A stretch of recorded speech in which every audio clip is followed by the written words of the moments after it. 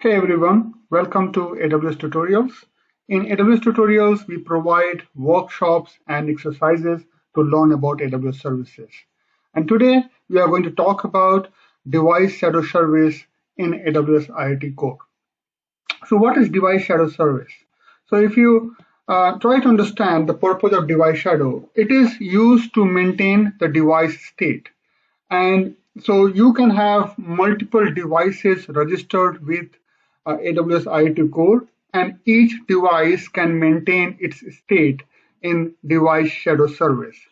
And this device shadow, which is the state of the device, is then used by the applications or services to actually update the device, update the state, or read the state and make some business logic out of it. So I will show you one example later, and then it will make more sense. But for now, let's understand in this way that your device state is a JSON document, and that document primarily stores the latest state of the device, and this whole framework, this whole configuration is managed by IoT device shadow service. So how does this device status look like? It's a JSON document, so it has a kind of structure in place, but it's primarily split into two states: desired states and reported states. Each of these sections, or each of these nodes of the JSON document actually serve a purpose. So for instance, desired state, you want to put something into desired state if you want device to maintain some desired state. Okay. It could be like if you have a sensor, then if you want to maintain its certain temperature, if you have a sensor to maintain certain certain vibration, certain speed, those things. So if you want your device to maintain certain state, you put into that desired section. And then reported section is used by device to update back that this is my state. So you might say, okay, device, you keep your temperature to 20 degree, and device will report back saying, hey, my temperature is now 30 degree, or I have restored my temperature to 20 degree. So things like that. So keep in mind, you have two sections, desired and reported. Desired state is when application and services tell device to maintain certain state, and reported is what device tells back in terms of its current state. And then under these sections, desired and reported, each of the state you can maintain as a key value. So you can have an attribute and a value, an attribute and a value, like that. As I mentioned earlier, it will make more sense if I show you an example how it is used. So let me jump to example, because then you will clearly understand what exactly this whole shadow state is, and why it is important, especially in the IoT world. So let's take example that you have deployed a device, which is a thermostat device, which is used to maintain certain temperature into your house. And then you have a mobile application through which you can talk to your device. And when initially you deployed the whole thing, your device shadow was blank, because you simply connected your device and you registered your device and everything. And then at that point of time, you have not told your device what state to maintain. Okay, so it has a blank state. Then what happens is that your mobile says, hey, or mobile application says that, hey device, I think I should ask device to keep temperature at 70 degree. Yeah, so you are a mobile user, you say, hey device, I want you to maintain temperature of 70 degree. So what app will do, it will go and update the device state into the IoT shadow to hey, desired temperature to 70 degree. And temperature is one of the attributes we are seeking over here. So when device reads this state, what device will do first? It will say, hey, okay, the desired state is 70 degrees. So let me first put my temperature to 70 degree, and then tell back that the temperature is now 70 degree. So you can see that device is reporting back saying temperature is 70 degree. So this is right now is the state. As you can see that it does not overwrite the previous state, but it creates a kind of time series of states. So you have a blank, then you have a desired, then you get desired and report it back. So your desire, you have timestamp for each state updated. Okay, so you have time series data of each state updated. Okay, fair enough.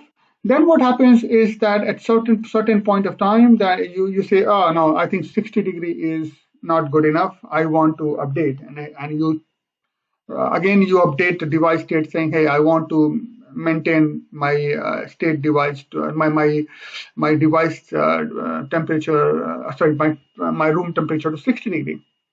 And at this point of time, again the device will read it, change it to 60 degree and report back, okay, fair enough, you wanted 60 degree, I'm reporting back 60 degree because I have changed the temperature. So this is the latest state of the device where your user wants state to be 60 degree and your thermostat is saying, hey, my state is 60 degree. Okay. Now, device, one of the beautiful part of IoT Shadow Service is that it can work even if the device is disconnected. Okay, so let's talk about how it works in that case. So let's take an example that at a certain point of time, your device is not connected anymore. Probably, I don't know, the Wi-Fi was not working, a router got rebooted, I don't know, something happened. Okay, so the device is offline. And meanwhile, the device was offline, the user said, hey, I want to kind of increase the temperature again. I want to make it to 65 degree. So he changed the device state to 65 degrees saying, hey, this is what I want. And of course, device cannot read it because it's offline. For the moment device gets online, it will go and fetch the latest device state. So you will build that kind of logic into device that whenever it changes from offline to online, go and fetch the latest state just to ensure that no, I don't have any mismatch conditions. And when it fetches, it realizes, oh, so now the desired state is 65 degree, but I am keeping it 60 degree. So what to do? Well, change it to 65 degree and report back that the status is back to 65 degree. So this is example.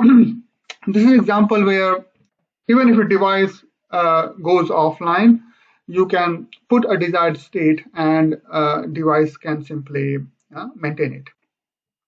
So you must have got the idea that this is kind of the primary purpose of using the shadow state is to able to maintain the configuration details of the devices. So what temperature you want to put, what pressure you want to keep, is certain light should be on or off. Those kind of things you can put into your device state in shadow document, and then your app or services can talk to device using this shadow state to tell device which state it should be, and device can report back about its current state. And as I mentioned earlier, it can work offline as well, which is pretty powerful, especially when you are deploying a device in an environment where permanent connectivity is not available. So how does this whole communication works? Let's understand that part. So we'll go by one. Basically, three operations we'll see: update, get, and delete. And of course, we'll go and then see the workshop around that. So let's talk about how the shadow document update works.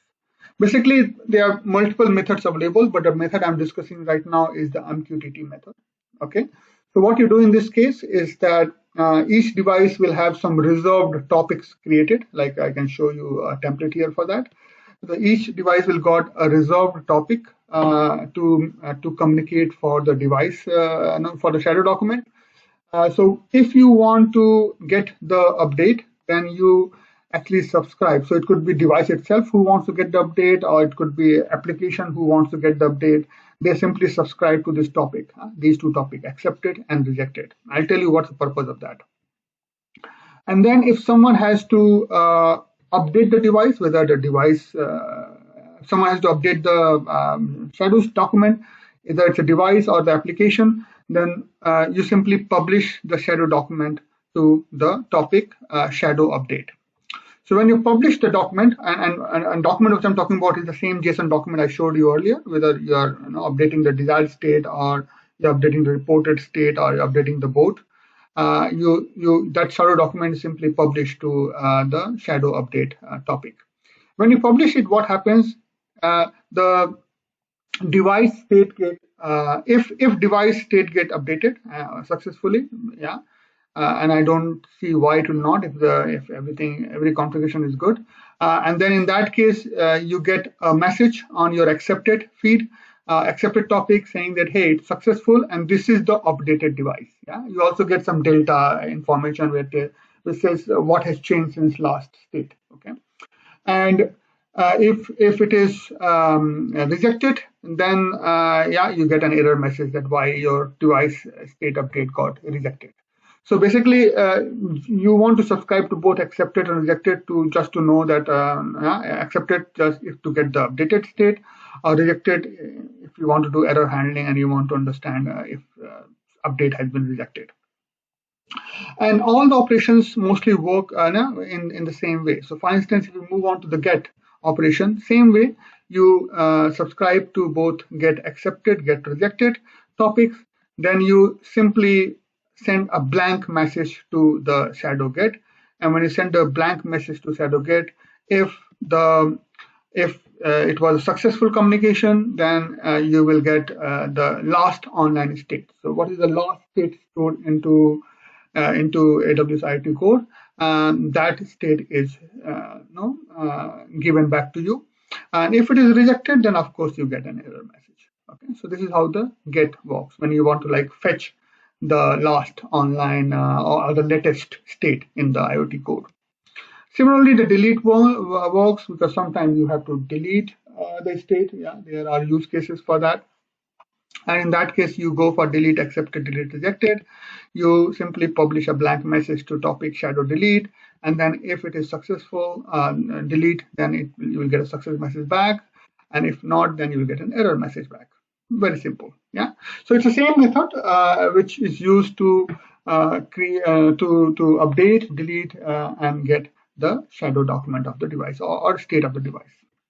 Now, what we are going to do today is that we are going to see how it works using MQTT. So we will go and register a device, and then AWS IoT Core comes with an MQTT client for simulation.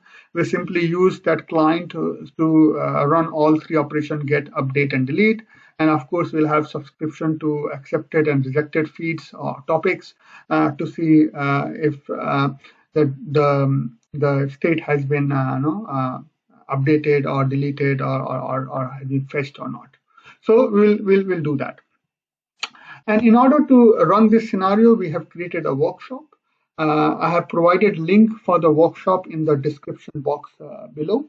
And then I'm also going to show you the steps in the remaining part of the video. So if you want to do yourself, yeah, please feel free to click on this link, and then you can go through a descriptive step-by-step process to build this whole scenario, which help you learn how MQTT-based messaging can be used to update the shadow document for the devices. Okay, so let's go to the workshop. So when we go to the workshop, there are many workshops we have in our AWS Dojo. So AWS Dojo is the website where we publish our workshops and exercises. And right now we have opened up this particular workshop related to device shadow. You can click on this link to start the workshop, and then you can see there are 6 steps you have to perform to complete this workshop. So let's go one by one to each of these steps. So start with the registration of device. So first you go and registered a device. Before I register a device, we have to create a policy for a device, because policy will only give permissions to the device about what they can do and what not. And you can see that I'm creating a pretty generic policy called dozer device policy, where every action is allowed. However, in production environment, you might want to restrict actions to certain topics, not everywhere. But we are keeping it simple here right now. We are saying, okay, fair enough. Let's keep every permission to every resource.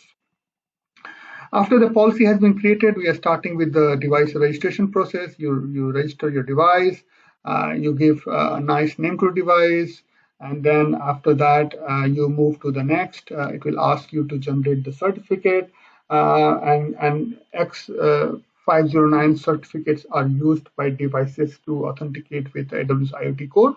So we generate that certificates. We activate those certificates, and after activation, we attach this certificate to the policy, so that device gets authorization based on the permissions provided in the policy. So you attach this device certificate to the policy, and then with this, your device registration is over. So your device has been registered with certificate and policy attached. So let's go and see how device shadow look like at this point of time. So if you go to a device, click on the device to see the device detail, and we have a shadows menu. Click on that one, and then you can see that there's some default device document here. I mean, you can delete it also if you want.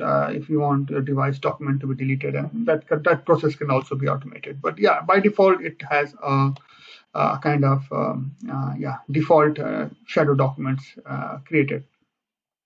Now what we do is that I mentioned earlier that for device shadow we have reserved MQTT topics where the message has to be published for update, delete, and get operations.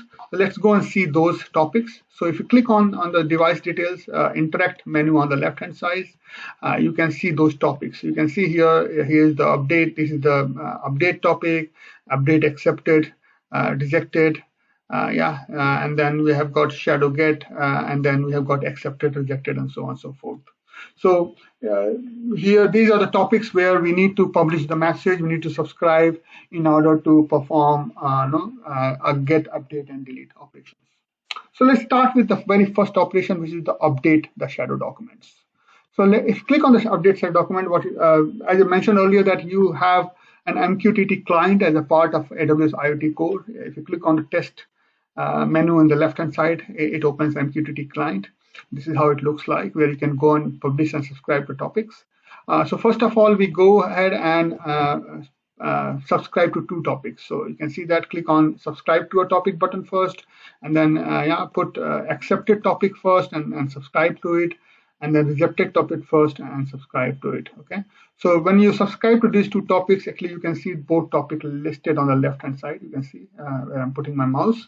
So both topic has been subscribed. That means if device shadow is updated, then if it is successful, I will get a message. If it is not successful, I will get a message. And I will start with first a non-successful one, just to give you an idea how it works. And in that case, what will happen is that we will first we'll go ahead and publish a message, but in that message we will miss the state element. So that it's not the right format of the document. So you click on publish to a topic, then you simply publish to shadow update, and then this is the document you use to. So this is the kind of a shadow document we're updating, and it is an error document because it doesn't have state element into it. So you published it, and the moment you publish this document to the update topic over here, you can see here, updating over here. What happens is that you see a dot here, the dot on the subscription area, and you can see this dot here, and this dot is for rejected because the state element was missing, and this dot means there's a message published on that topic. Okay, and you as a subscriber can go and see the message. So when you go click on that, which I have clicked over here, you can see that saying that, hey, you know what, there's an error. missing required node state. Yeah, so it says, hey, your document I received, but you know what? It is not right format document because I'm missing this particular state. So this was to demonstrate that if something is wrong with publishing the message, then in that case, it can get rejected, and you get to know about that rejection in this rejected topic. Now let's do some it in right way. So what we're doing is that first we are saying, hey, I want to put my state desired temperature to 10 degree, just as an example. So you can see that this is a right format document because I have put my state and everything into it.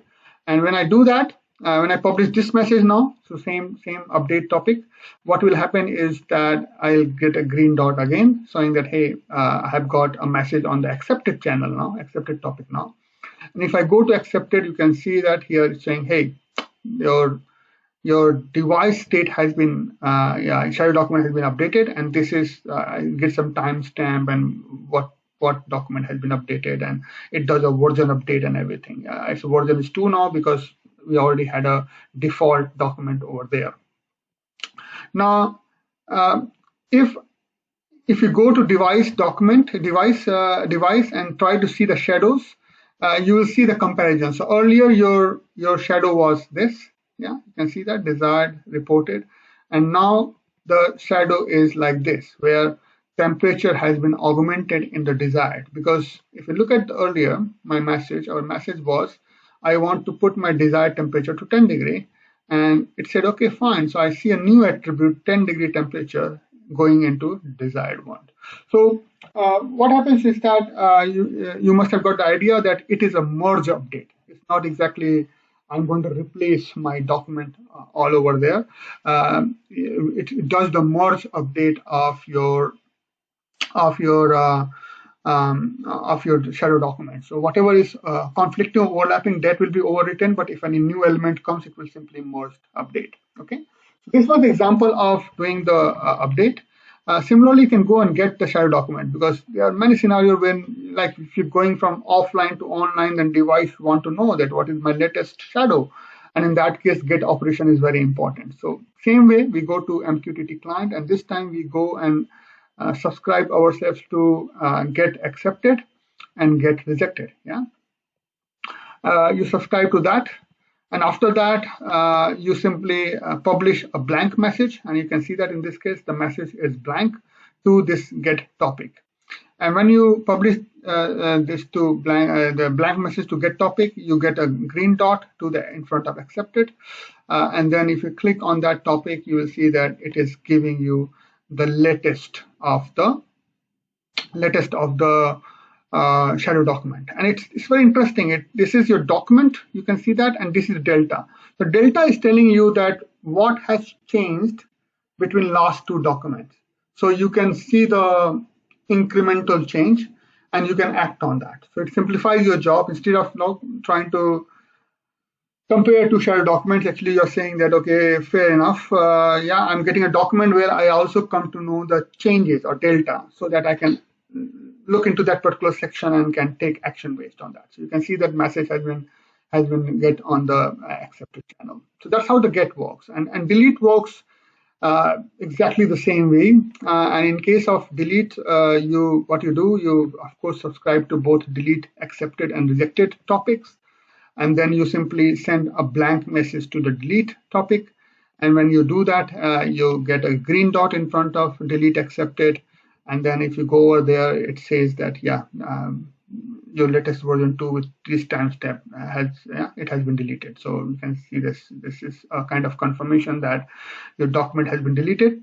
And if you go and see your device document, shadow document, earlier it was like this, and now after the delete, yeah, there is no shadow document here. So this device has no shadow or state whatsoever in AWS IoT Core. So that's how the delete works. So that was the end of the workshop. Now it's very important that you go and clean up your resources, and this last step is to go and clean up the resources so that you don't incur any cost post the workshop. So that was the end of this workshop. Hope you like this. And in AWS Dojo, actually we provide many workshops like this. So you can see a number of workshops over here, and also a number of exercises which you can use to learn about AWS services. Each of these provides step-by-step instructions to implement a certain use case scenario involving AWS services. So hope you like this. If you have any feedback or comments, or if you want any particular scenarios to be implemented, please write to us on our YouTube channel, or you can also send your message to contact us on our AWS Dojo website. And if you like this video, please click on the like button. Please subscribe to our channel so that you come to know about these kind of workshop and exercises in the coming week. We try to publish at least one or two such exercises or workshop every week. Okay. Thank you very much for your time, and have a nice day. Bye bye.